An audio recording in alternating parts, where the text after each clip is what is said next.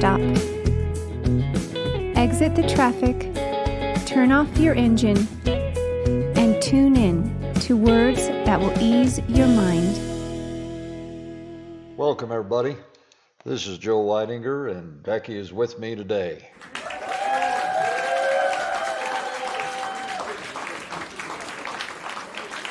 Oh, thank you. Thank you very much. You're also generous. All right. One thing I wanted to bring up today is the thoughts of God towards us. When you ask somebody, what are you thinking about me? We're a little bit hesitant to ask someone that because we seem to always think it's going to be negative. With God, it never is negative. He says, my thoughts towards you are of peace. And one of the great areas of peace that we need is in the financial world that we live in. Money seems to cause more worry and fear than many other things. I think it's actually probably ranked one or two. First being our physical well-being, then second our financial security, and especially talking about the future. So we have been doing many podcasts. I recommend that you listen to them, go back and listen to them because they're just filled with truths and understanding of bringing peace into our life in our financial world. Let's begin today with our two scriptures. One is in the Gospel of John, or the Epistle of John, chapter 1, verse 2. Beloved, I pray that you may prosper in all things and be in health just as your soul prospers. The second scripture is Romans chapter 13, verse 8. Owe no one anything except to love one another. That gives us the mind and the will of God is that He wants to prosper us in every area of life, in our soul, our spirit, our mind, our body. And then He really commands, owe no one anything except to love. That seems to be a real big command, and it is a command. It's not really an option. We're supposed to not be in debt. And Becky and I have been talking about the real practical side. We know the will of God, is to prosper. We know the will of God is to have peace. We know the will of God is not to be in debt. So we're now talking about the practical sides. So honey, why don't you recap for us some of the things we've already talked about? Okay. We have a plan to start with a budget. Number one is a budget. And all that is writing down or looking at everything you spend. Not changing anything yet, but just taking what you have. If you have some kind of a system you keep track with a register and a checkbook for your debit card, or if you use something else, some other way, but write down everything that you spend. And if you don't have that, then do it for a month. Just do it for a month. You don't change the way you're spending. Just do it for a month. Write everything down.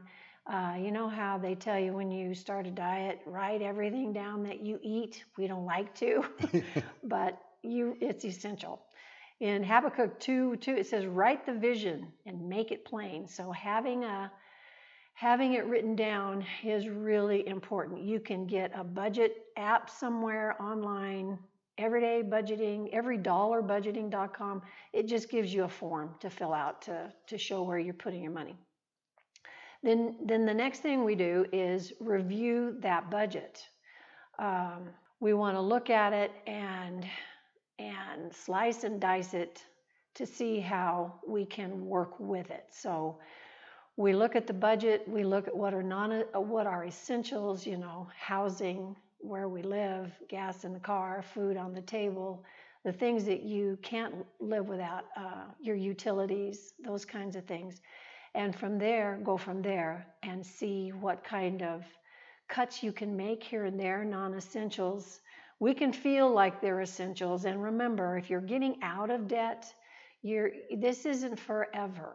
But it's for now. It's for a season where you really are going to have to rein things in and get a hold of the runaway train here of spending. So we look at contracts we have, maybe we've forgotten about, subscriptions, memberships, looking around for better pricing, better deals.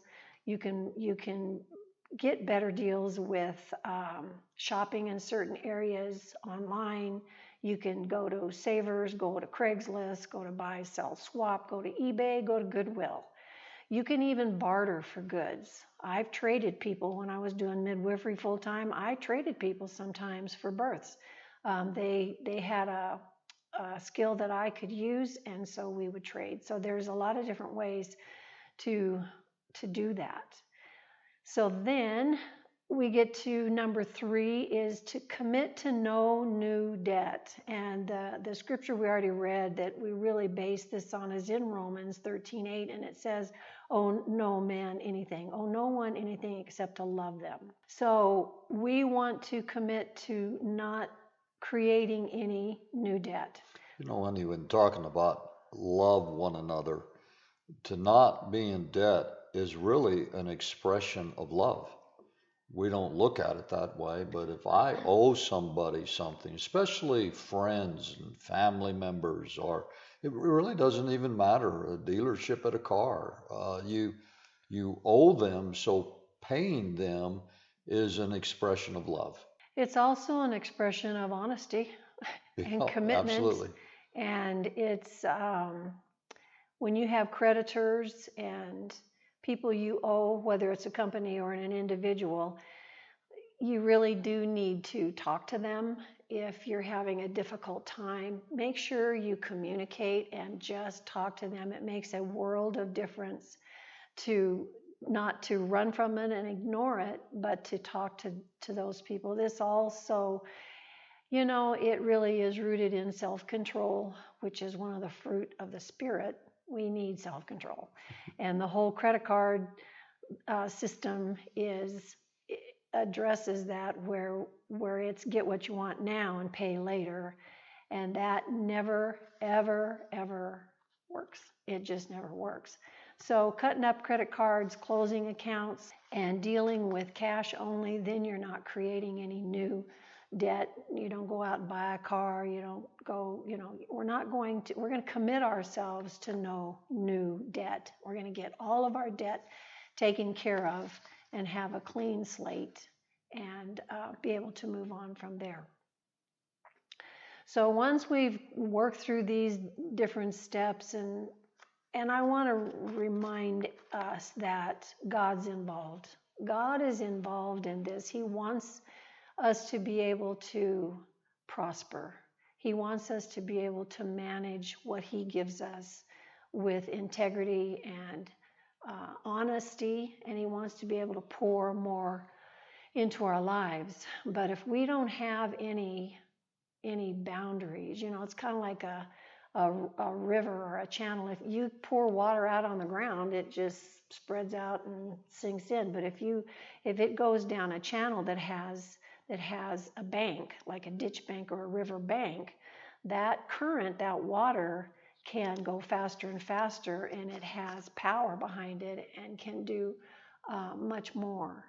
I want to remind everyone also that money is a tool, and that is what it is. And if you become efficient with the tool, then you can accomplish many, many things. Money is such a power, and by doing what we have been talking about, you're learning how to control money. The better you learn how to control money, God then is able to give more, because you're going to use it to further the kingdom, to meet needs in your own life, other lives, and so on. So money is a tool, and what we're teaching is really how to handle the money. Well, He did say that if you're faithful in a little, then you can be faithful in a lot. There's a great promise. So we're learning how to be faithful. So then we get to the stage of snowballing our debt. If you're in debt to different types of creditors, wisdom is the principal thing, Proverbs says. So wisdom says, let's pay them off. Well, let's have a strategy to pay them off. And the smartest way to do it is to start with the smallest debt that you have, pay that one off, after you've done those other steps and you've got some extra money from here and there, you can pay that off. Don't worry about the rest of them. Keep paying them monthly. But once you've paid one off, then take that, what you were paying toward that, and start with the next smallest debt that you have. Say you've got 5 credit cards and each one you owe varying amounts. Just keep paying on the smallest, then the next one, snowball that to the next one, snowball that to the next one, until you get all those credit cards paid off. And now you've committed to no new debt, so you don't have any more credit cards. So we're not going to generate any new. Now, do you suggest the fact that if I'm paying, say, $20 a month on one credit card and I pay that credit card off, do I take the extra $20 and apply it to the next credit card? That's snowballing this. That's exactly what I'm saying. Take the $20 you were paying on that one and add it to $20, and that's $40 to pay on your next credit card. The worst thing you can do is just pay the minimum. Yes, that's the worst thing you can do. Now, you're going to pay the minimum if you have multiple cards and just concentrate on one until you get it paid down. Okay. So once you pay that one off, then you can concentrate on the next one. So let's get this really clear, because I think, honey, it's important. So you have 4 credit cards. Say the minimum payment on each card is $30, but you start with the smallest credit card and you pay that off as fast as you can. The way you pay it off fast is you add money to the minimum payment. Yes. So you begin to pay down the principal. The principal is what you basically charged or borrowed. So when you pay that debt off, you add to the next credit card what you would normally be paying the minimum of the previous card that you've already paid off. I hope that is making sense, because credit card companies make money on the interest they charge you.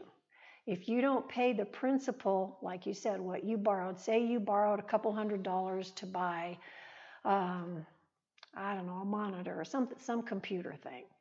Well, if you and the payment each month, say it's $25, but only $2 of that goes toward the initial or principal debt, you are not paying down $200, but to $198 and then $196. So that debt can go on forever. Well, always understand, credit card companies do not want you to pay off the credit card. No, they don't. That's why they come up with the minimum payment.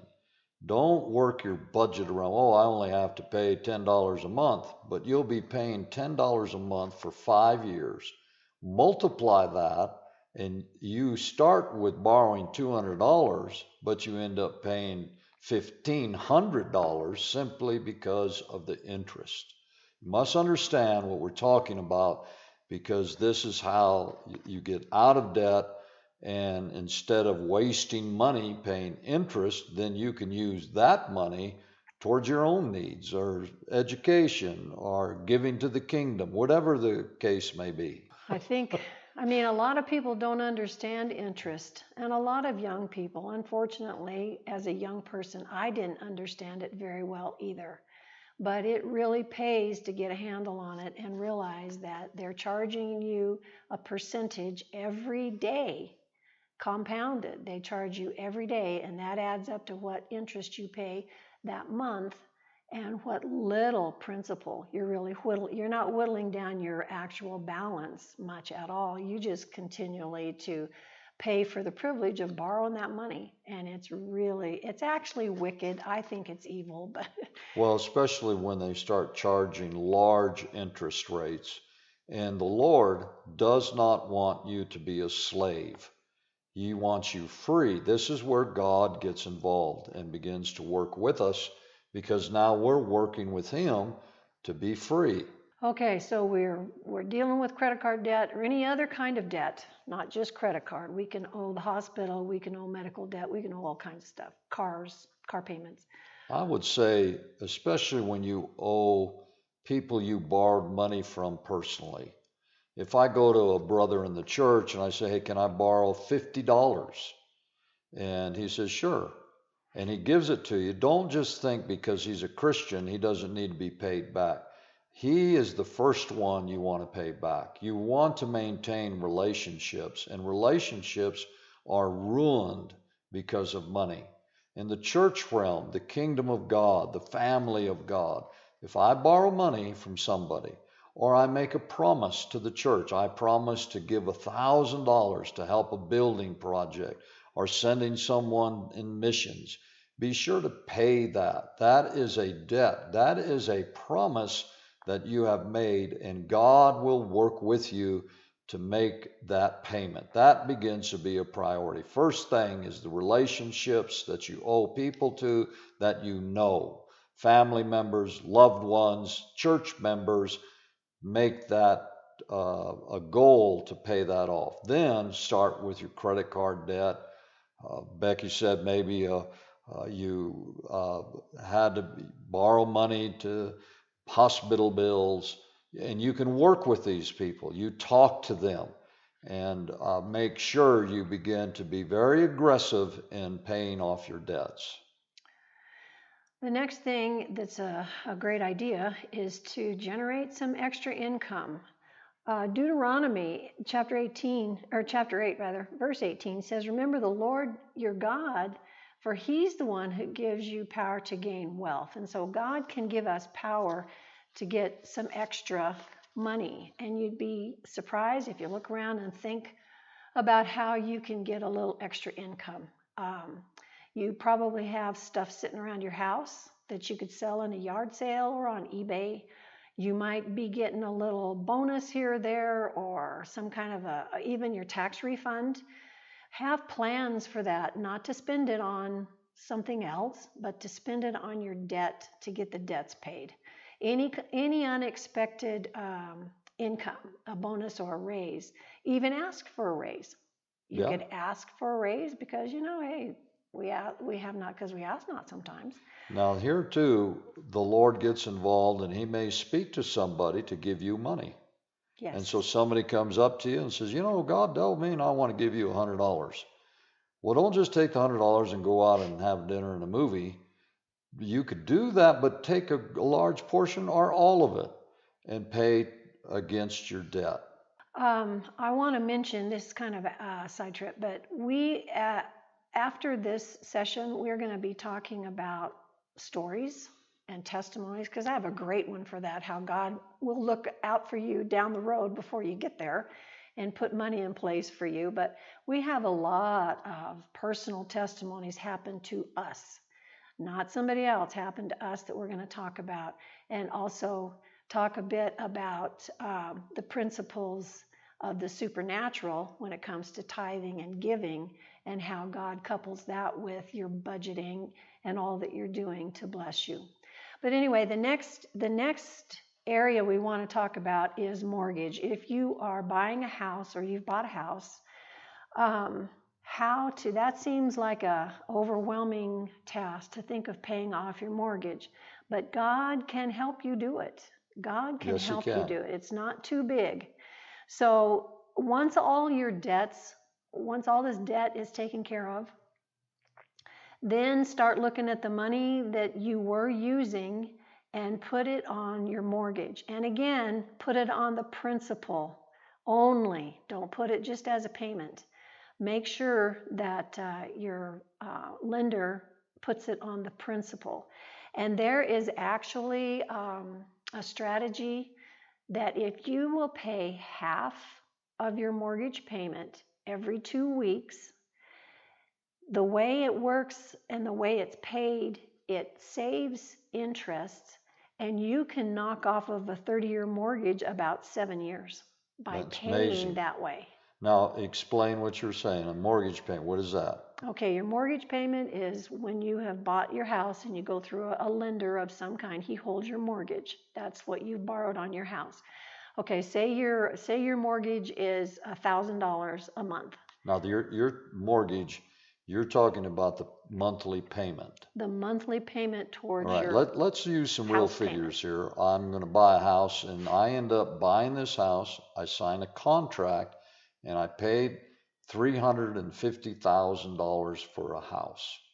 Now, where do we go from there? The bank says, okay, you got to pay $1,600 a month for the next 30 years to pay off $350,000, whatever. So with that, what do you mean then the mortgage payment, half, 2 weeks, that? Explain that. Well, we'll use your numbers. If you owe $1,600 to the mortgage company, then every 2 weeks, send them $800. Okay, so instead of, they say, well, you have to pay $1,600 third of every month. So instead of just paying them once a month, $1,600, you say pay them $800 twice a month. That gives you at least one extra payment in the year, plus it pays down, it's in small amounts, but you're paying down the principal each time a little bit, so that you're paying a slight less in interest on the principal if you do it every 2 weeks. It's amazing because, as you said, you have now just saved 7 years of paying $1,600 a month simply by paying it twice a month instead of once. You're not paying more, you're paying exactly the same amount of money, but you're doing it twice a month instead of monthly, and you have now just saved 7 years of being a slave. Yes, yeah. So you get out of jail 7 years sooner. It is kind of hard if you've got an extra $500 to say, okay, I'm going to put this on the $200,000 that I owe on my house. But in the long run, it really does make a difference because it's paying your principal down a little bit faster. So the other thing I want to talk about is car debt. Once your car is paid off, and again, you can do that with a car. If you're renting and you don't, have a mortgage, you can make principal payments on your car and add to the principal so your car is paid off a little faster. But if you're paying, say, $400 or $500 a month for a car for 4 years, 5 years, and you finally get it paid off, it is like having the chains broken off of you to not have a car debt anymore. I hate car payments. But the wise thing to do, if you've been paying that, is to keep paying that into a savings account and save it up so that when you need another car, and you really need one, you have cash. And when you have cash, man, you can deal much better with dealerships or individuals when you have cash to use. That's an excellent idea. So to repeat that, I'm making a payment of $400 a month for a car. I pay the car off and keep paying $400 a month, but put it in a savings account. So in a year, that's what, $4,800. If you do that for a couple of years, that's twice that, 8, 12. So you have cash to deal if you go in and put a down payment on another car, or you buy one, which is usually smarter economically, not always, but to buy one with an individual and shop around and buy one from someone where that will save you money. And when you have cash, they will deal with you differently than if you're just getting on a payment plan. Right. You can make great deals, and then especially looking for cars and researching. I have a couple family members that will research on a computer for a car. They'll travel to buy a car, and they can get a great deal because they have cash in hand. So these are excellent ideas. Another idea is, once your debt is paid, you've got now some discretionary funds coming in, you're meeting all your needs, and you got extra, is to keep working on that savings account. When you have $1,000, I'd mention saving up to $1,000. I know that this is a lot of stuff, and you can't probably do it all at the same time, but as much of it as you can incorporate it into your financial decisions, the better. But if you can save up $1,000, then if the car breaks down or the refrigerator goes out or some big thing happens, you have some cushion. But if you also save 3 months or so worth of living expenses, 3 to 6 months, build that savings account up and leave it there. That way, you really do have cushion if some calamity happens, and who knows, the economy takes such a huge hit, you lose your job for a while, and big calamity happens. Then you've got some money that you're not driven to make decisions or driven into a situation to make impulsive or difficult decisions, because you already have money sitting there that you can use. Another point I wanted to make is some people invest. Some people get into investments and financial planning that way. That's another whole arena. I mean, we won't really go into it, but if you want to invest and you like that and you're called and gifted that and you're attracted to that, then that can be a gifting from God. And so follow that. Talk to people, learn about it, talk to those who are investors and learn about it, and let God teach you as well, because I know some people who live off of their investments, literally. Well, I'm beginning to hear the musicians tuning up, folks. We're running out of time, but these ideas, suggestions, practical ways you can be debt free. And I want you to know, when you begin to get debt free, you find a freedom and a liberty that you didn't even realize that you have. You're carrying a weight, and the Lord wants to remove these weights from our life. He said, "Come unto me, and I will give you rest." That rest isn't just automatic. It comes and is connected with, number one, your faith in believing what the Word says. So as we talked about these things, begin to believe. And I know that God is moving in your behalf right now to begin to get you free and no longer a slave to money. God bless you, folks, and you are coming debt free.